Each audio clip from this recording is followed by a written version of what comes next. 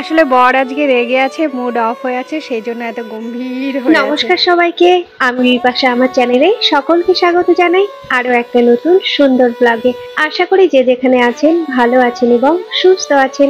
আমি তো আপনাদের আশীর্বাদে আর ঈশ্বরের কৃপায় ভীষণ ভালো আছি। তাহলে সকাল থেকেই আজকের গল্পটা শুরু করা যাক।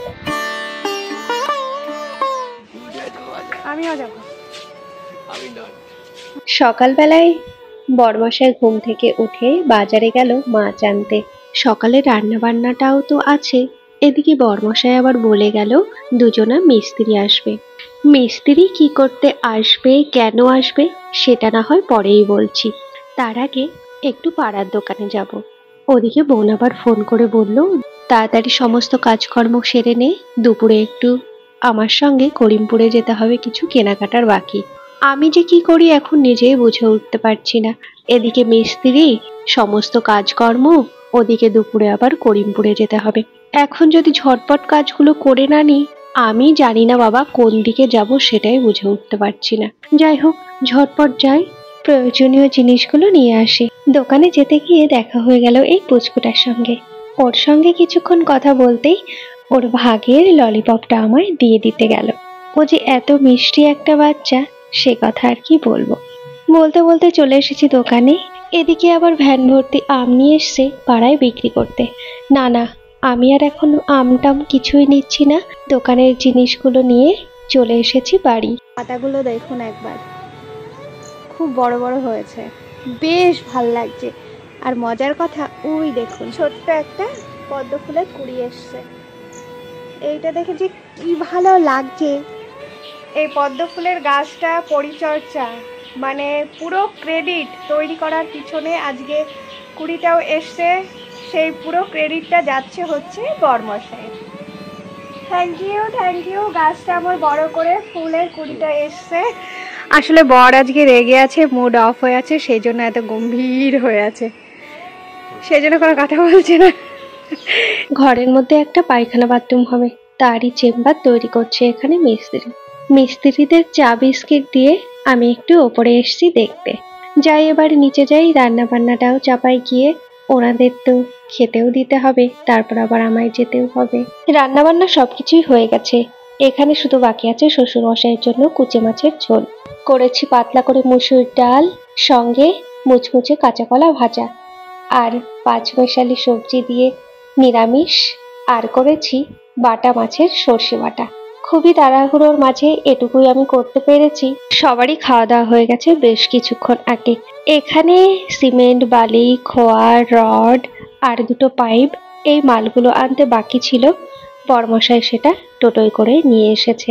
যা প্রচন্ড গরম পড়েছে, এর মধ্যে করিমপুর যে কি করে যাব সেটাই ভেবে অস্থির। কিন্তু রেডি তো হয়ে গেছি। আমরা এইটুকু রোদে বেরোতেই এত ভয় পাচ্ছি, মিস্ত্রিরা সকাল থেকে এত পরিশ্রম করছে, তাদের কি পরিস্থিতি বলো তো। চলো আগে ওনাদের জন্য শরবতটা রেডি করি, বাকি কথা পরে। মিস্ত্রিদের জন্য এখানে শরবত তৈরি করছি। একটু চিনি ভিজিয়ে রেখেছি, সঙ্গে লেবু, বিট নুন আর একটু জলজিরা, তার সঙ্গে ফ্রিজের ঠান্ডা জলটাও অ্যাড করব। এই দিয়ে শরবত বানিয়ে আমি একটু ওনাদের দিয়ে তারপরে ঝটপট করে বেরিয়ে যাব। এই যে শরবত রেডি হয়ে গেছে, দিতে যাচ্ছে।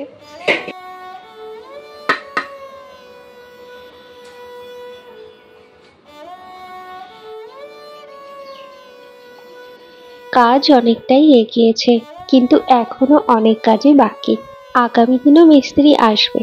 শরবতটা তো ওনাদের দেয়া হয়ে গেল, এবার আমি যাই। আমি আর বোনই যাচ্ছি, সঙ্গে আর কেউ যাচ্ছে না। এখন দুপুরে ওই 12টা মতো বাজে, রেডি হয়ে গেছি। আর হাতে বেশি দিন সময় নেই, বসে থাকলে আর চলবে না, রোদ গরমের ভয় পেলে চলবে না। সেজে গুজে গুটি পায়ে দুজনা এবার রওনা হব। বাস স্ট্যান্ডে আসার সঙ্গে সঙ্গে বাস পেয়ে গেছি। আজ আর টোটোয় যাচ্ছি না, আজ যাচ্ছি বাসে। ইচ্ছে ছিল টোটোতে যাওয়ার, কিন্তু বাসটা ফাঁকা দেখে আমি আর বোন উঠে পড়েছি বাসেই। কাছে দূরে যেখানেই হোক না কেন, সবাই চায় বাসে উঠে একটু রিল্যাক্সে বসে বসে যাব। আমরাও তার ব্যতিক্রম কিছুই না। সেই রকম সচরাচর হয়েই ওঠে না, সব সময় বাস ভর্তি লোক থাকে। কিন্তু আজ যে বাসটায় আমরা উঠেছি, বাসে হাতে গোনা শুধুমাত্র 5 জনই ছিল। এই দেখে আমাদের যে কি হাসি পেয়েছে সে কথা আর বলার বাইরে। এই তো বাস থেকে নেমে গুটি গুটি পায়ে পৌঁছে গেছি আমাদের গন্তব্যস্থল। দেখে নিশ্চয়ই বুঝতেই পারছো যে আমরা কি কারণে এসেছি। বোনের কিছু জুয়েলারি নিতে বাকি ছিল, সেই সব জুয়েলারি গুলো নিতে আমরা চলে এসেছি। কি কেনাকাটা করলাম এখন আর এগুলো কিছুই দেখাচ্ছি না, কারণ এখন দেখিয়ে দিলে বিয়ের সুন্দর সুন্দর ব্লগগুলো আসতে চলেছে, সেখানে কি কিছু আর দেখানোর বাকি রইবে? তাই এখন আর কিছুই দেখাচ্ছি না। জুয়েলারির দোকান থেকে সমস্ত বাজারঘাট করে চলে এসেছি একটু দশকর্মার দোকানে। এখানে কয়েকটা মাটির জিনিস আমাদের নেয়ার আছে। ওই কাকুটাকে বলেছি, দেখা যাক উনি আমাদের কি বের করে দেয় আর আমাদের কি পছন্দ হয়।